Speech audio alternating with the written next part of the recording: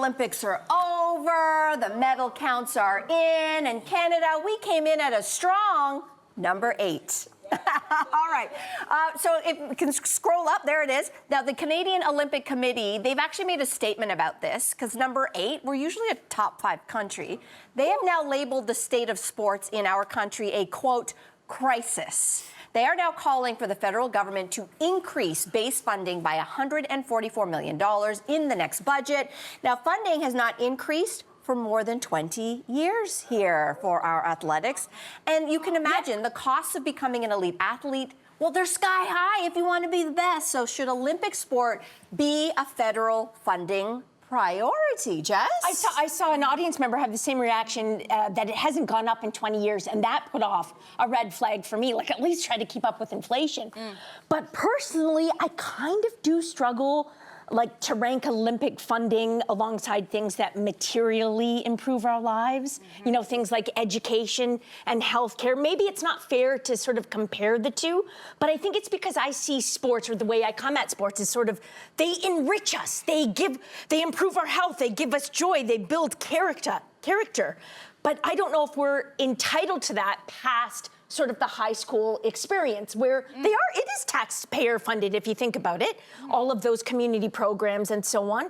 But when an athlete decides to pursue that after, should we be paying for it? I guess that's the big question. What do they do in the UK, Suzy? Do you know? Well, we do have national funding from government, so like you do, but we also have the National Lottery, which I think was set up under Prime Minister John Major, and it was an idea that I suppose people will gamble on things, and that's not going to be stopped. So that but if they're going to put money in, then someone can win from that lottery. Not only can they win a lottery thing, like a standard prize, oh, you've won, and so you can go and have a nice holiday or buy a house, but a percentage of that money, a good percentage, goes into the arts, goes into sports, goes into a whole range of things.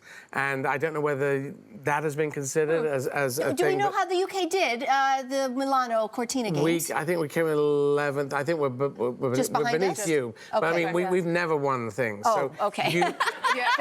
I mean, because the Netherlands, I think we've got to give a shout out to the Netherlands, because it's a completely flat country with no snow, and they came 3rd. Yes. And how do they do that?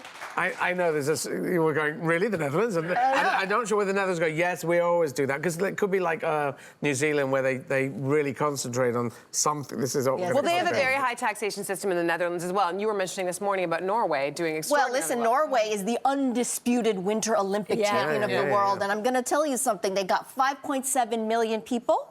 And they came out, as always, on top of the standings. Compare that to the United States with 350 million people who still did not come in number 1, or China with 1.4 billion. They're doing something right there. Well, you've got to cut yourselves slack, because you're about 41, 42 million. That's right. And America's got, 343 million. So it's, relatively, we did. Actually, this is the thing. This is a very alarmist article, and I think it's looking at the glasses half to empty, which is a very Canadian thing to do. Guys, we did really well. 84% of Canada's 246 medals have been won since the 1988 Olympics in Calgary, okay? And more than half of them came from the last 5 games. We're doing just fine, guys. I disagree. You disagree? I had this comment. I'm like, I watch the Olympics, I love it, but that was such a Canadian thing to say. Like, we're the only country. Like, there was this one sport that I was watching where they're like, this person came in like 8th out of like 20 people, and our commentators were like, well, last time they came in 37th, and so 8th. If you think about it, you do the math. This is actually quite good, which is true. But it's such a Canadian way to look at it, where the Americans don't even discuss who came in 8th. I'd say it's at every country in the world, maybe except America. Or China, maybe China. Some of the big population ones with a lot of money going in. It used to be Russia, isn't anymore, and that's a whole other discussion. But we in Britain do that. It's a human thing. So glass is half full, glass is half empty. I'm a glass is 2/3 full. Explain. I am a trans person who's playing Hamlet here in that I've already done, over 200 performances, so I'm in a pretty good place. But that's how I work, because I came out 40 years ago, and I've turned it into this very positive thing. Mental health. The NHS called me and said, our National Health Service, and they said, how's your mental health? I said, good. It's really good. And that's because I came out and I stood up for myself and I went out and all the LGBTQ people being positive. Anyone who's, if you go for your dreams and push hard and...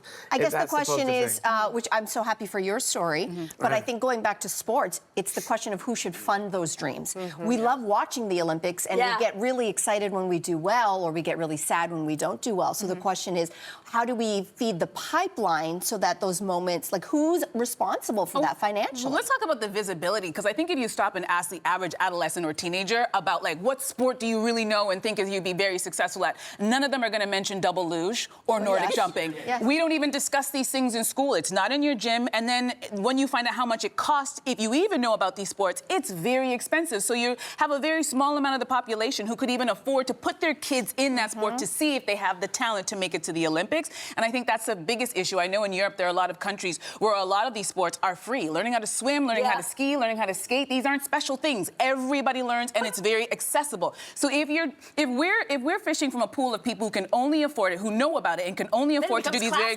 right, we're not getting the best of our country, we're just getting the best of this very small group. Whereas if we make it more accessible to everybody, well then we can cherry pick and then we can have the best of the best and then maybe we're not 8th and maybe we can move up to like, you know, 6, and we can celebrate that because that's what we do. Or top 5, which is where we have historically sat. We are slipping. Consider a lottery. Consider funding. Consider the lottery. Okay. Hey, this is sad. After the devastating loss on Sunday, as is customary, the Canadian men's hockey team were awarded their silver medals and plushie versions of the Olympic mascot, Tina.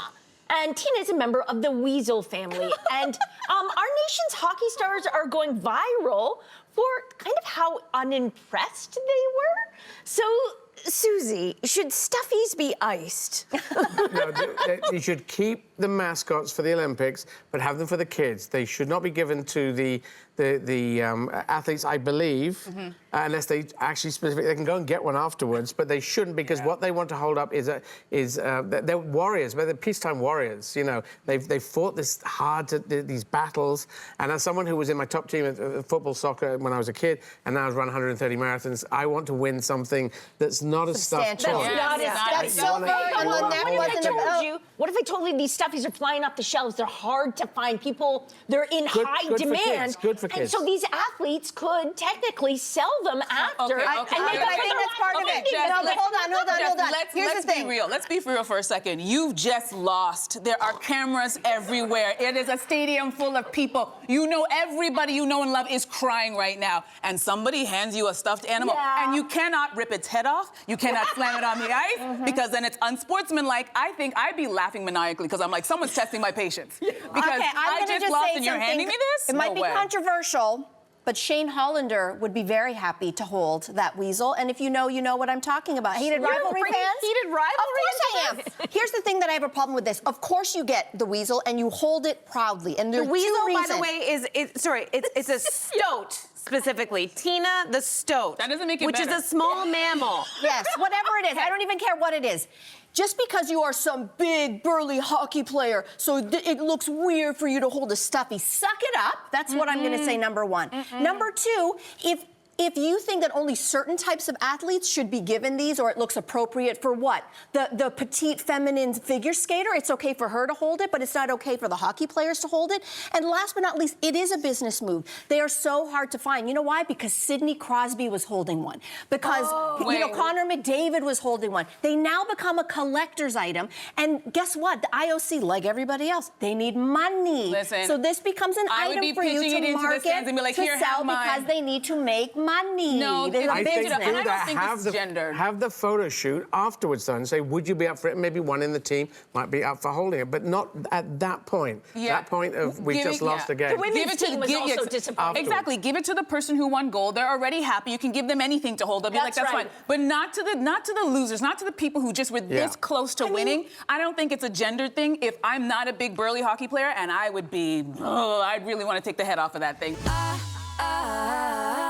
So the BBC has apologized for not censoring the N-word from its BAFTA Film Awards after a guest with Tourette syndrome shouted it out while Michael B. Jordan and Delroy Lindo were on stage. The awards ceremony is taped and on a 2-hour delay, and the decision to not censor that moment has caused widespread debate on social media, with Tourette's advocates pointing out that Tourette's is characterized by sudden involuntary movements or sounds known as tics.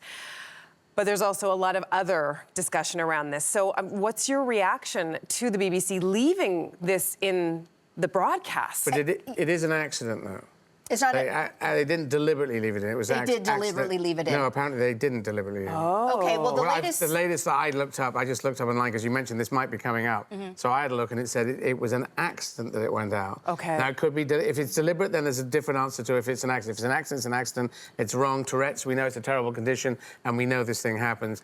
Leaving it in or leaving it out. If it was deliberate, leaving it in, then they were... Then I have the question to ask, because the latest that we have found was that it was left in deliberately, but something was also deliberately taken out. Yeah, which was so there was somebody else who was, who won an award, and in their acceptance speech had said things to the effect of Free Palestine.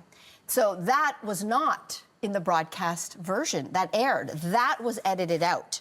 So if the other word was left in on purpose or by accident, how do you explain that? Well, I think you'd have to ask the BBC on that. I am not. I am a United Kingdom citizen. Yes. Very proud of it. And BBC but I am is not your... the BBC. So I think, because I almost feel like I say, why did you do it? Suzy Eddie Izzard, it's your fault. Yes. And it's not, because I wasn't there. But, obviously, if it's a mistake, you don't want mistakes to happen.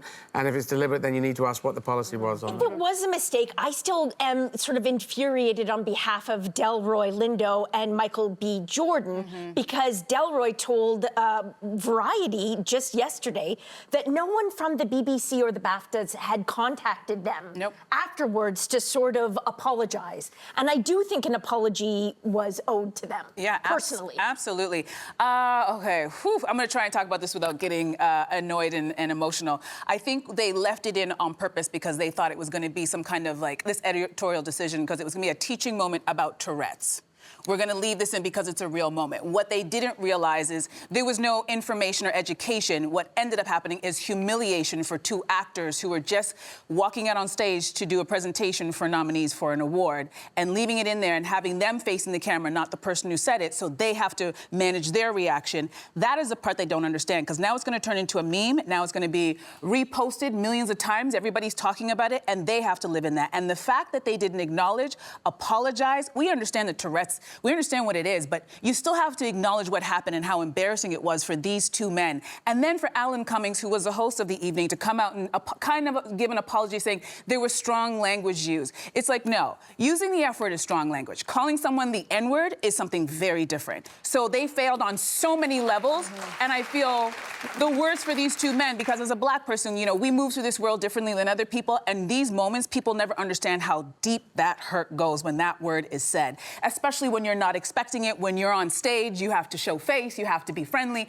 and then it is said, and no one acknowledges it. And frankly, I feel like there's too much conversation about feeling bad for the person who said it, and nobody is really thinking about the two people who had to receive it on stage in front of millions of people. Their discomfort. Yes. Agreed. So,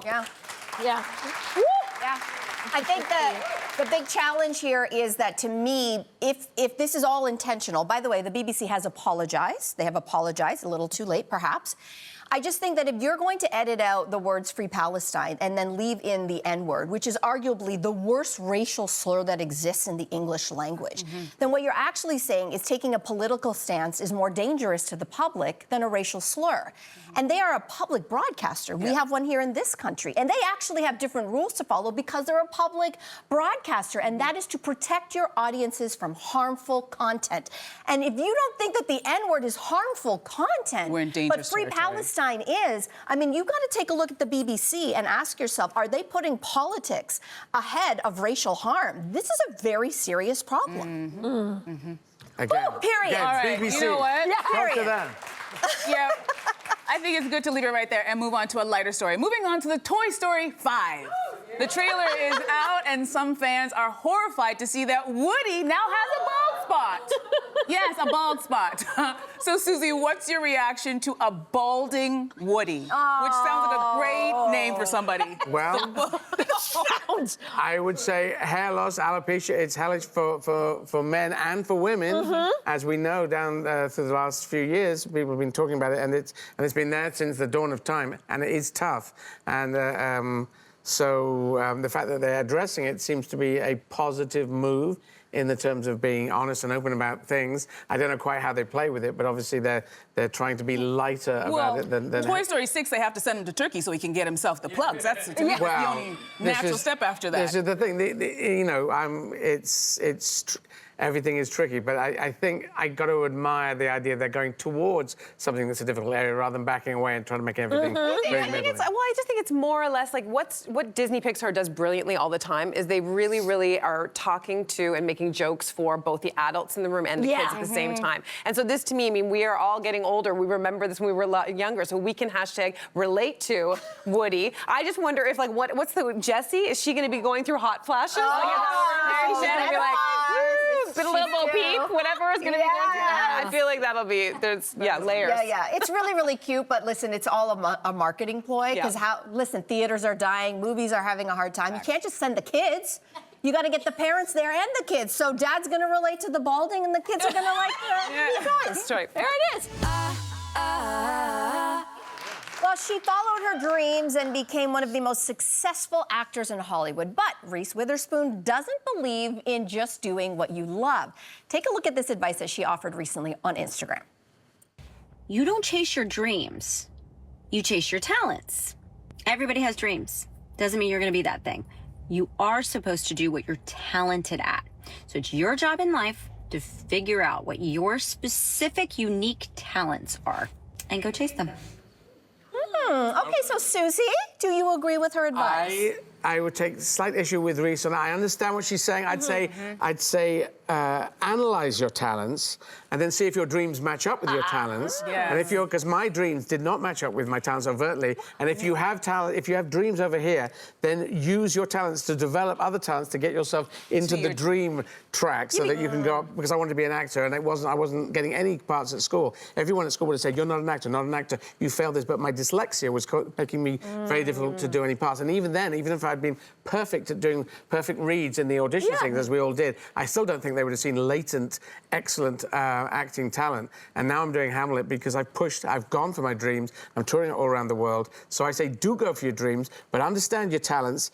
And if you need to develop more talents in this area, work very hard to work out how you can do it. Determination is the key thing above all. Determination, determination, determination, the 3 Ds. I think I love Reese Witherspoon. She's lovely, but one of her talents is also not accrediting where she got this theory from, because she didn't come up with this idea. But I will show you who did. He wrote an entire book about it. His name is Professor Scott Galloway. He says there's a lot of people who follow their passions, but you may not.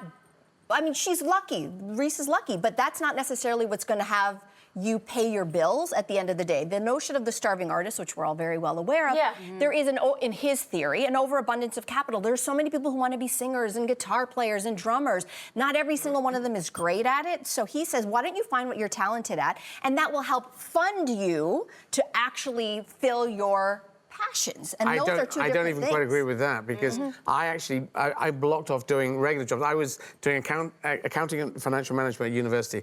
It's almost the same degree as Mick Jagger. And copying Mick, we both dropped out of that and went for our dreams. We did go for our dreams, and he's got, into a nice place with his dreams. And I'm doing okay with mine. Could he sing and write really good songs? His initial songs, the Beatles wrote a number of the songs. They weren't writing their own songs, him and Mick and Keith, and then they did start, and then they got a whole career out of it. So I'd say it's tempered. Some of the information there is absolutely fact. Find out your passions. But if you have dreams that are slightly to one side, you can, if you work hard, develop an ability. You can get better at things in the tram lines of your dreams, so that you can run it up. But will you get to the perfect place? Not necessarily. That cannot be guaranteed. Doesn't it all feel a bit like a crapshoot, though, too? How many people do you know that have a dream to do something and they have the talent to do something, but they might not be running in the right circles? They might not be living in the right country. They might not, there are so many checks and measures that that are holding them back. So the idea of selling dreams, I don't know, I always get a little funny about it. Really? It just seems like You're here. Isn't this part of a dream? it wasn't. It was all a crapshoot, Bud. Yeah. It's all a crapshoot for me. But aren't you in quite a dreamy place in that crapshoot? Oh, am I ever? Yeah. Yeah. There you go. So your dreams happen to just slide into view, and then. But I'm saying. My dream was to be a cashier. No, I but- wanted to be. That was not your dream. I wanted to punch buttons. My dream is that everyone in the world, 8 billion people, have a fair chance in life. Yeah. That's what politically I'm pushing for. It's a very simple line, but it's my worldview. And I don't know how to make it happen, but I would like to appeal to the people of Canada who are doing a great job at the moment to let's all work. Everyone who gives a monkeys, gives a damn about humanity. Let's make humanity great again, and let's just keep pushing to make it a world speaking of- where everyone has a fair chance. Yeah. Amen. And speaking of your dream, you are in town because you have your production starting this Wednesday. You are taking on 23 roles in Shakespeare's most iconic tragedy. We're talking Hamlet.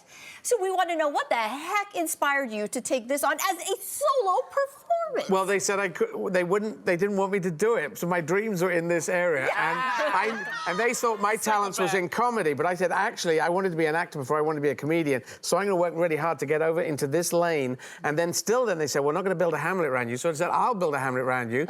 And they sometimes call it the American dream. I think it's called the human dream or the immigrant dream of saying I want to build it, make it happen. Stuff that has happened around the world, and people from all sorts of different countries have done it. And I just said I want to do this. And a lot of people are doing solo productions now, so that's not a big thing necessarily. But really, there's 8 main characters in Hamlet that I'm playing. 23. Some of them just have one line, but people concentrate on the 23. But it is difficult to do. It is 13,500 words.